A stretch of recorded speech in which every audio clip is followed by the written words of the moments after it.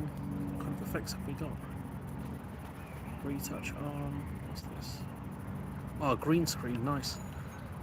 Oh, not nice. Less of that. Less of that. Okay, I can't turn that off. That's gonna be really annoying.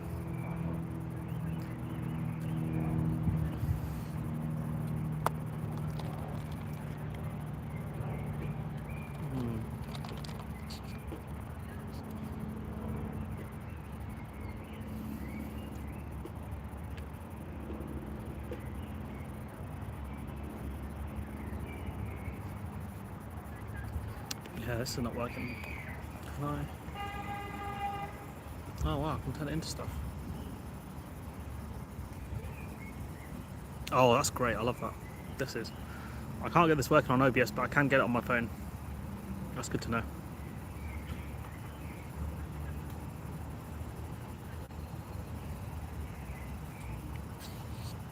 Will we get anyone?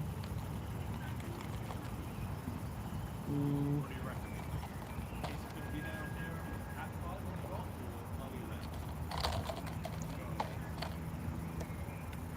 Yeah, I might as well give you guys a rundown. I don't know, it should be public. Let's see what the settings are like. That's the share button. Copy link. Oh, we got one person, I think.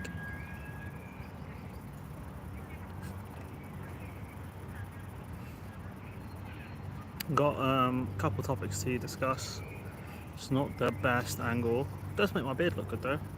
Makes the rest of me not look so great, but we move. But yeah, I've got the metropolitan drink of choice. I've got a nice latte. It's pretty good fun. There's an outside cafe at the park. So yeah, in case anyone watches this back, I look like a lunatic because I'm just sat here with my camera. It looks like I'm facing everyone, but I'm actually facing me. What other options do we have? Start a poll, Q&A. Yeah, I genuinely, it's the first time streaming on my phone. It's actually not bad. It's not bad at all, to be honest. So sorry, I just got messages on my phone. I'll check those later. It's rude. Just be ignoring the fans. Yeah, you know, we've got trade deals, wars, and oh, it's windy as hell. Enjoying the sun. Yeah, it's nice. It's nice. I would turn the screen screen off if I knew how to. Now we just got to stare at a ray the whole day, so I don't know how to turn it off. Got it off. Ah, there we go. Done. Well, hopefully no one gets mad at me for filming, but I found this nice cafe I've been meaning to go to for a while. Got the liberal drink of choice. Couple topics to discuss. I've got a project coming up.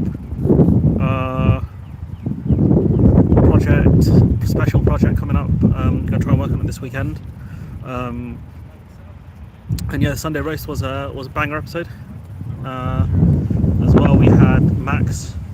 We had Max on. We had another dude. He runs a band.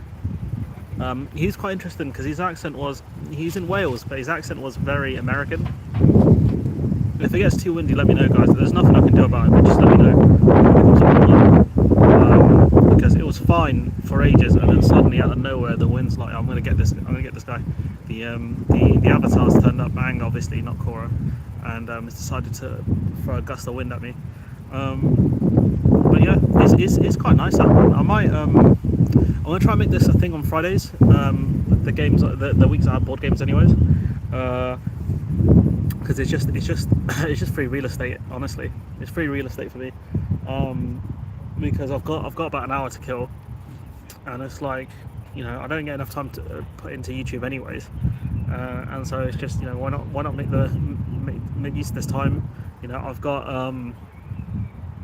what do you call it? You know, time to kill. I don't make enough time for YouTube, so I might as well give something back. And you know, people always moan they don't see my face enough. Like I don't, you know, for me, I don't watch. Well, you know, YouTube's more an audio thing for me than a visual thing. Visuals are nice, So, but for some people they're different. So that's fine. I'll even take my shades off. I'll take my glasses off. Just so I look more personable, I look more approachable for the fans. But yeah, overall, guys, the UK's got what, back-to-back trade deals, India and the US.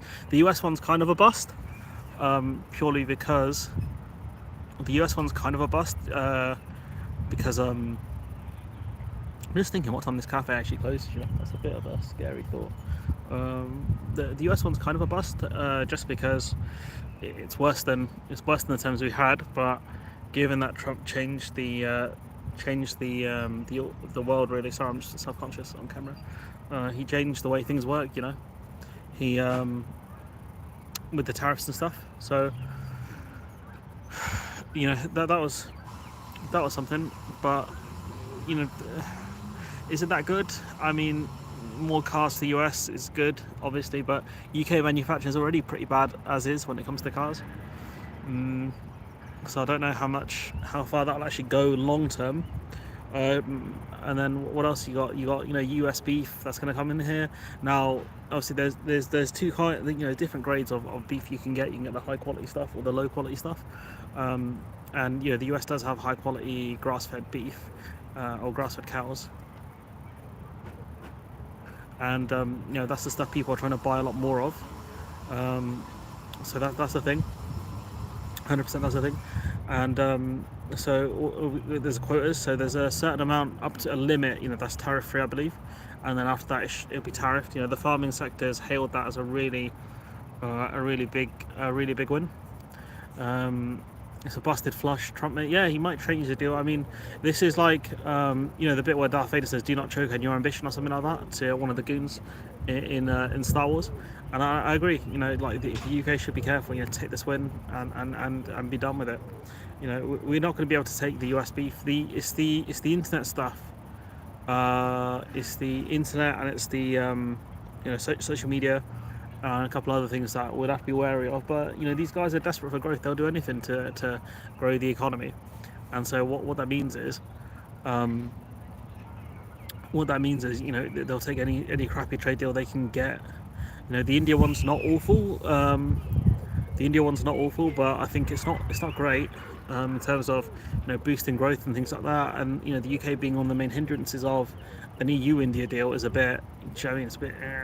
It's a bit, kind of screwed over the EU there, I guess. But again, it's a different government, it's a different time. That's when Team A was there, and Team A is gone. It's long gone.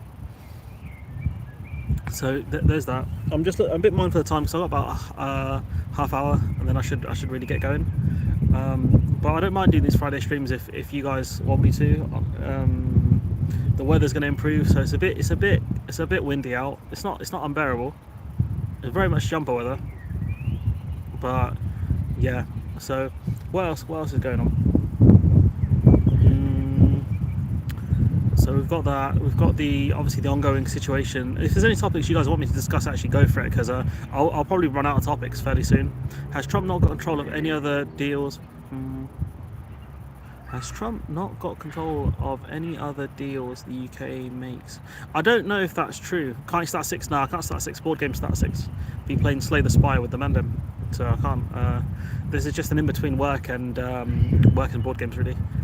Not to make you guys feel like unloved, but it's just because I've got time today. I've got time on Friday, so why not make the most of it? Just chat to you guys. But for me personally, the trade deal is pretty mid. There's massive ongoing.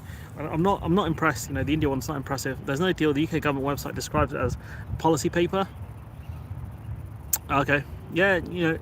The problem is the way people couch things, and like during the day, the only people I've got for information really, because I'm at work, is the LS goons. And you guys know who those guys are. So we'll call it an agreement in principle, I guess, or I don't even know how to start it, to be honest. But we'll just call it just some sort of minor agreement. with the India one's definitely a trade deal though. Both the United States and the United Kingdom recognise this document does not constitute. It's is it a memorandum of understanding? Do you guys remember those? The MONs where what do you call the UK kept signing memorandums of understanding with individual US states and no one cared. You had Penny Mordaunt talking about how they got a memorandum of understanding with Minnesota, and everyone's like, "This is not worth the paper it's written on, my friend." So there is that. So I think overall, there's not much great news in that regard. And you know what the thing is, I reckon the deal that EU gets with India will be a lot better than the one the UK's got currently. And I think the EU can use this as a benchmark as well and say, look, you're giving the UK this kind of trade deal, and we're a much bigger economy than them, etc. I think the main problem is going to be with immigration. And I've said this to you guys for a while. Immigration will be the main issue. Purely because of the amount of xenophobia in this country. All 5 pages of the MAGA deal is on the UK government website. That's not what it's called, is it? Let's be serious now. It's not called that. It can't be called that. So yeah. Overall, I'm not impressed. In the words of George St. Pierre, when it comes to style, I'm not impressed with by your performance. I say in a non-French accent, like I really should be, because GSP's got a French accent because he's French Canadian. But yeah, I'm not. It's mid. The UK, under Sunak could have got this deal over the line ages ago if it wasn't for the immigration stuff. If it wasn't for that. So that's that done. Do you know what? Let's sidetrack a little bit because we can discuss the wars at the end. Reform doing well in Scotland. I didn't expect that, but apparently the Unionist voters united around. Oh, it's dogs. Oh no, it's like loud dogs. Is Labour finished? Nah. You have a good rest of the day, and yes, remember them daily blase Friday frolics. Alright, haha, no, it's those. Is Labour finished? Nah, definitely not. Like, it's Labour are far from finished. Like, even if we move to a PR system, Labour have all the union money, and they have a lot of like orgs and momentum and stuff like that. So I wouldn't be too worried about them. But the thing is that they're in a situation where they're going to be very unpopular for a while, and most likely they'll get to second term. I can definitely see a second term. But what I can't see is a third. And if you look at the Tories, they made it to 3 terms. And there's a dog near me, sorry guys, I'm scared. There's a dog. Yes, it's a small dog, but yeah, if it still bites me, I'm not expecting it's gonna hurt. Point being is, I guess it's on camera, so. But with Labour, like even in 2010, they didn't have a good showing either. In that election, so I don't think they're necessarily finished. It just depends on if there's enough support around the Greens and the Lib Dems. Like I'm not talking about I'm talking consistent support. Like we're talking a lot of people would have to back them to the point where it fragments the system. Like if you look at it now, the Tory and Labour collapse in votes has really fed into reform. But I think you'd have to see a much bigger collapse. Like if you look at where current polling is, reform taken on Tories, Labour, Scotland, it was growing as I did doorstop canvassing. Yeah, I think from what Aki's has said as well, like it's the unionist vote. It's kind of united around one party, and so that is quite scary though, because you really don't want reform doing well, because there will be a roadblock. They're going to run in Wales. It's called the Senedd. I think it's called the Senedd. They're gonna run in Holyrood. It's lucky they can't run in Stormont, to be honest, because of the way Stormont's out. I don't think any British parties can any UK GB based parties. There we go. Any GB based parties can set up shop there. But I think if they do well in Wales, if they do well in Scotland, that's quite ominous. That's quite ominous for the union, I guess, because of the fact that they've got momentum. They've got a lot of momentum, and you know, they've got a leader who's charismatic. Now, if you look at the other parties, no one has a charismatic leader like Zach Polanski. You know, he's not that charismatic. He does look like he's got a bit of energy, but I don't know if he's just doing that as a show because of the leadership contest that's here. You know, I remember Starmer doing that. You know, he tried to, you know, he had a bit, you know, he's looking a bit, you know, not better, but he's looking a bit more energetic. He's a bit more active. You know, like being about and stuff like that. And then as soon as he won the leadership contest, it just plummeted. He's a ghost. Simon Riley. So that's something. So I've got a thing. I don't really trust Polanski that much. Not just because he criticised Corbyn a lot. It's not down to that either. It's a bit, you know, he was a Lib Dem not long ago. I think he was a big member of the Lib Dems, and it's like, to make these kind of big ideological changes, it's like, how are you doing that? How are you doing that? Like, you know, like most of your political views, I think, get formed in your kind of 20s, 30s. So I don't, you know, I don't know. I just don't trust him. I'd love to have him on the Sunday roast. We'll try and get him on when the show restarts in the autumn. But it's very possible. All right, see you, Alistair. No worries, bro. No worries. GB-based parties can run in Northern Ireland. The Conservatives do, but have little or no support. UKIP also ran. Oh, fair enough. I just didn't think they could run, because I found it weird how they got no traction. But no, that's fair enough. I didn't know that. I thought they couldn't run. Oh, that's why you had the parties you do, but I guess that's for different reasons then. But yeah, it's a nervy moment. I think I'm not overly worried. I'm not overly worried about reform. Oh no, I actually am overly worried about reform. Actually, I take that back. And it's not just because they got bots and loonies in my comment sections a lot of the time. I'm not. I'm not worried because of that. I'm worried because they've got a leader with charisma, and that goes a long way in British politics. That goes a long way. They've got a guy who's funny, who's got energy, and will happily go around the country and be a menace. And when you look at the rest of the leaders, right? John Swinney, not impressed. So you got him. You've got, is Swinney still in charge of the SNP? I just want to just fact check. If someone can fact check me just quick, because I'm pretty sure he is. So you got John Swinney. Don't rate him. You got Keir Starmer. No, not for me. Charisma vacuum. No, he's got a track record that's not good. People aren't impressed by him at all. And he's got Rachel Reeves, who, again, like, there's no one that popular in the Labour Party. No, I mean, like, people like them. You know, Rayner could have been that person if she wasn't in cabinet.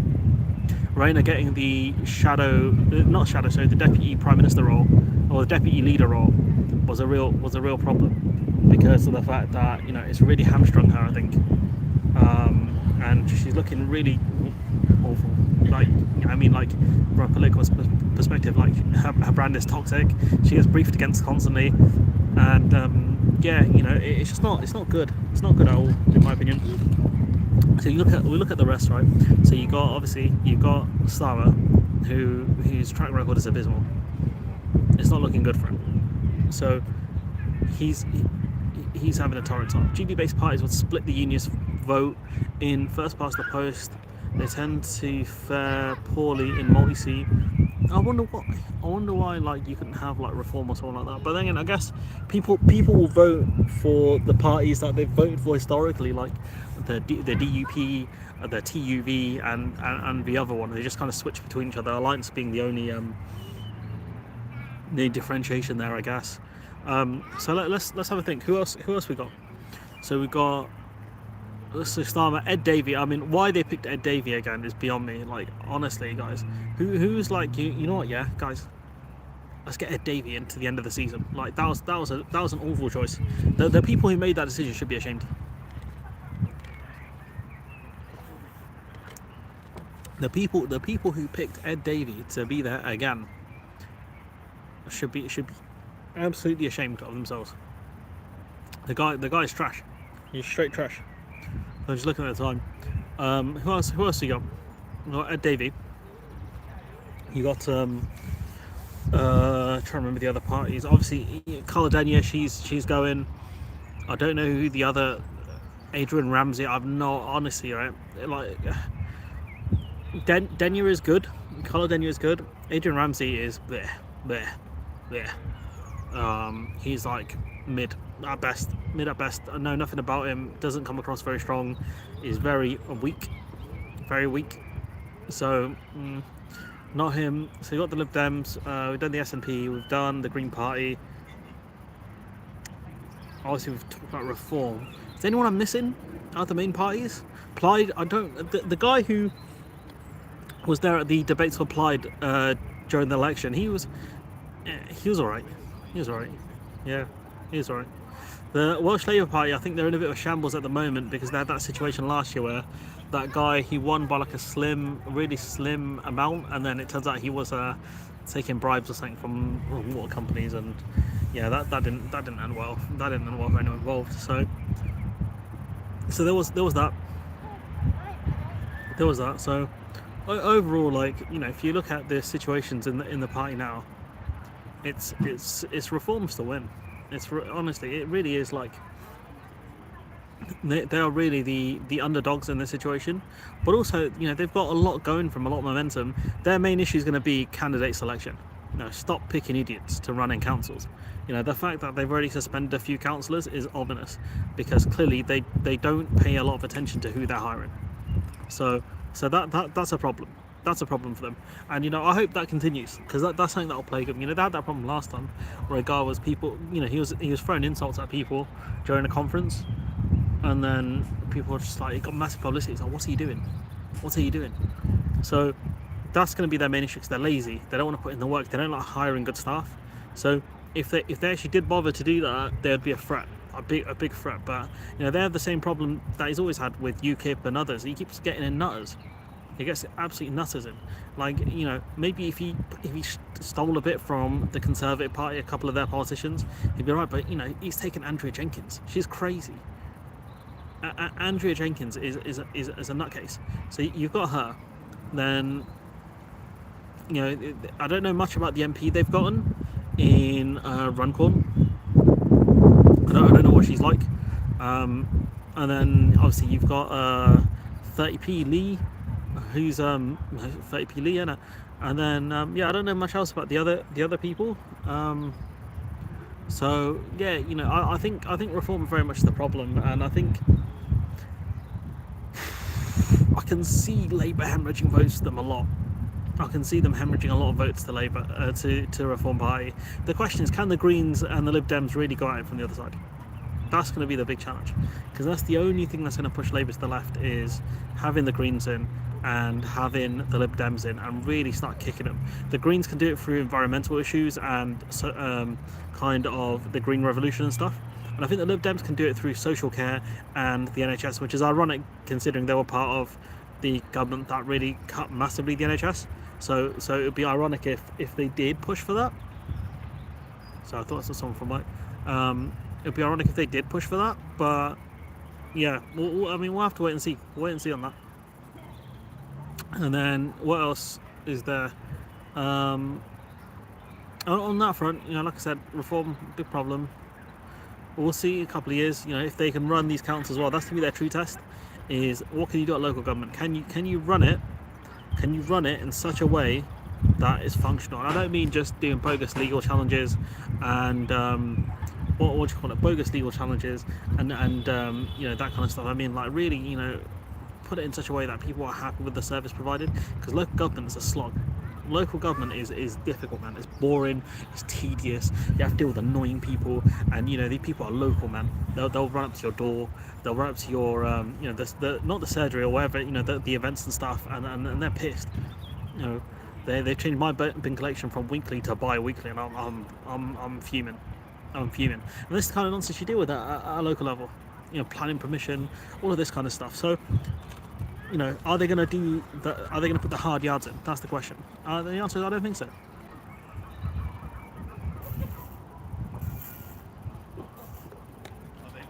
So, yeah, I'm not super worried about them. How's the audio, guys? Anyways, I don't have a mic, so I've only got my headphones, so I don't know if the audio is good or not.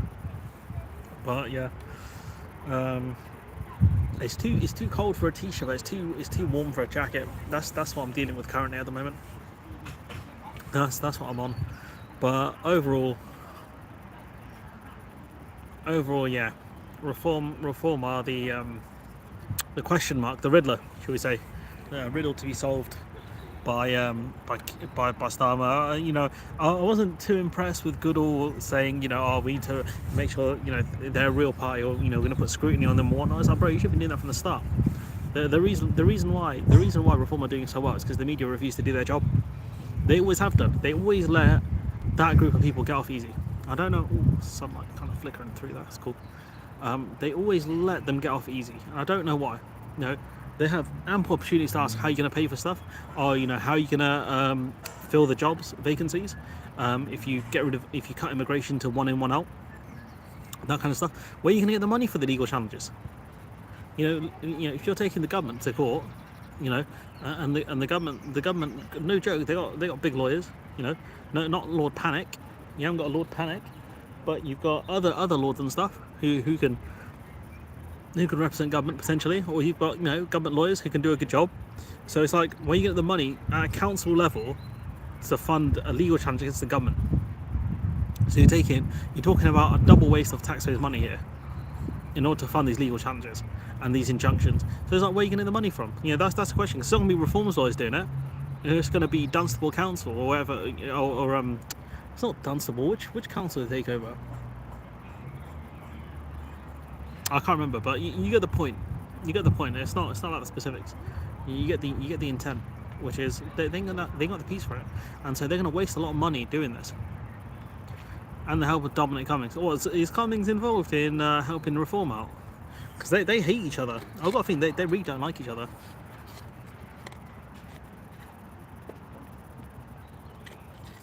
Reform and Dominic, because he's the guy who botched Brexit for them, really. Well, I mean, he didn't. I mean, Brexit was a joke, but that's not the point. The point is they think they could have had a better Brexit. So yeah. So I think that will cover that segment of it. We've got a few minutes left, so I think, you know, discussing the situation with the wars. I think discussing Pakistan and India. You know, India can make the argument about, you know, these groups and stuff on the borders and whatnot. But the thing is, you can't, you know, the retaliation they took was very Israeli style. Very much, they blew up a building with civilians in it, claiming it was a terrorist base. Now, we don't know if that's true. I don't think they've given any evidence to state that. And Pakistan's response was, well, you know, if you're going to do this, you attack a military target. You know, you don't attack a civilian area. And so what that means is, you know, I think Pakistan, I'm not sure if they retaliated, but you're in a situation where both sides have a lot to lose here. Both sides don't want to look like they're cowards, and so what that means is they both got to appear like they've got to win. You know, out of this, you know, it's kind of what happened with Israel and Iran, to be honest, where, you know, Iran did, I can't remember who struck last, but one of them, you know, shot their missiles, purposely missed anything significant and left it there.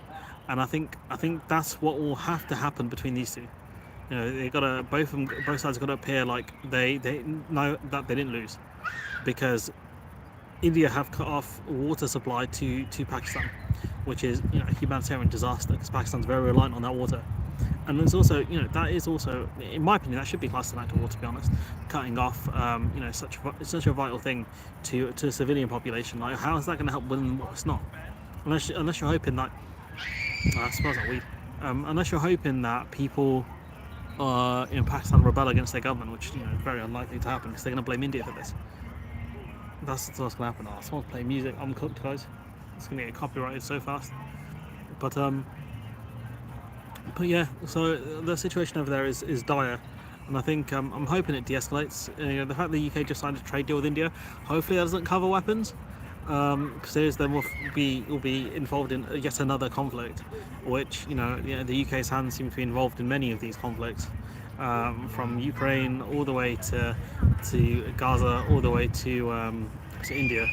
Going real cross map for that one, going far south for that conflict. So yeah, overall, why can't both sides live in peace? It's because these are not rival nations per se, but these are two groups of people who really hate each other. Really hate each other on not just a religious level, but also on a national level as well. And there are groups, in Kashmir who some want, I think, Pakistan to rule over them, some want India to rule over them, but I think most people just want independence. And so what that means is like they're going to be warring at each other. Like realistically, that area should have been given independence. If that's what they wanted, they put it to a referendum vote. If they want independence, then they want independence. Do you know what I mean? Like, what more are you supposed to do at that point? But yeah, it's just an area caught between two powers. Honestly, if this situation escalates and I'm China, I'm gobbling up land. I'm taking that land in the mountains. I'm absolutely, it's all disputed territory. I'm 100% taking it. I would not give a shit. That's what I would do if I was China. So that's kind of that, I think. So yeah, the thing is, I don't think humans are actually built to coexist. I'll be honest. I think we've built too many divisive lines between each other. Religion, nation states, ideologies, ways of living, culture, all of that kind of stuff. I think we've built so many things that are just so divisive, to the point where it's not going to go anywhere. It's not going to go anywhere, and I think that's one of the problems running into. All right, final question, guys, if you've got any, because I'm going to have to go, and I can't be asked to walk with my camera across this field.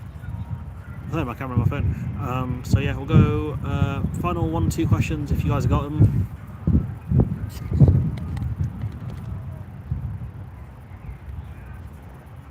I'll probably live stream tomorrow night as well, to be honest. But yeah, it's just a quick one in between. Like, I want to find. It took me about 20 minutes to get here. What's the British Foreign Office saying? Oh, what about the conflict? I have no idea. I've not had a chance to really have a look at it. I mean, I've literally finished work about an hour ago, and then I jumped on here. I've been on here for like half hour. I walked down, so I think they're probably going to say both sides need to de-escalate, and the normal Foreign Office stuff that gets said during these kind of things. So nothing of significant importance, I'd imagine. Like, it won't be anything too detrimental in general. I do worry because it is the signs of these two are backed by the opposite sides of the world. If you think about it, Pakistan's an ally of China, of the Taliban, potentially you could argue, but also of Russia. So they're on that axis, and India backed by the Americans, backed by the West in general, and you can see the shapings of another proxy war, just like we're seeing really in Russia and Ukraine, where Ukraine is the site of a proxy war. You can see the hallmarks of that shaping up again on that side. The only difference will be is that China are on the doorstep, and they can do damage. Because this is obviously India, I think, are the stronger military.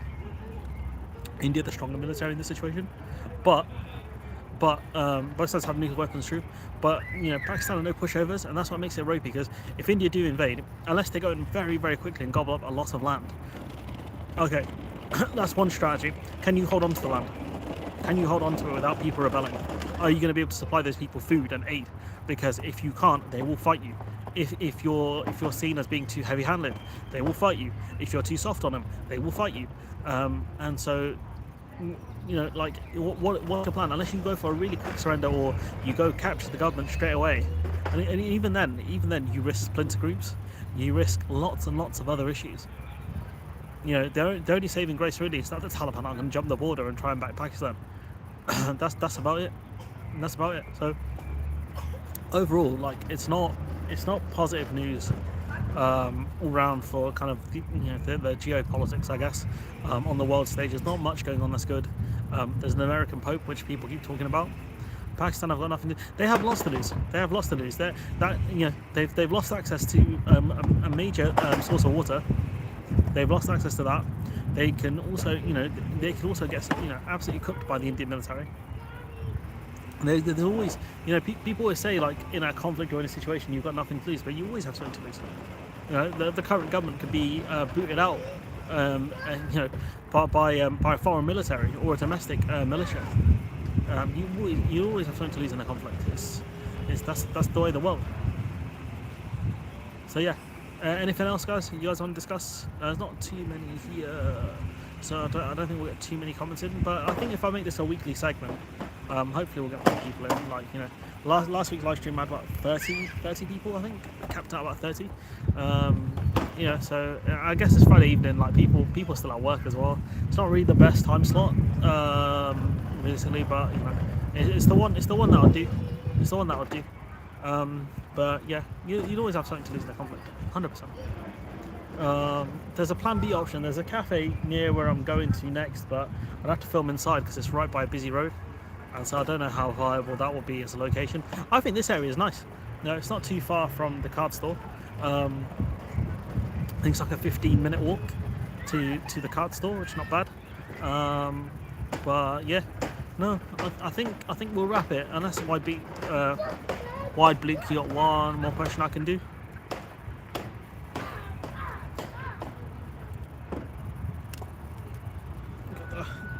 Feeling like Hudson got the shades on.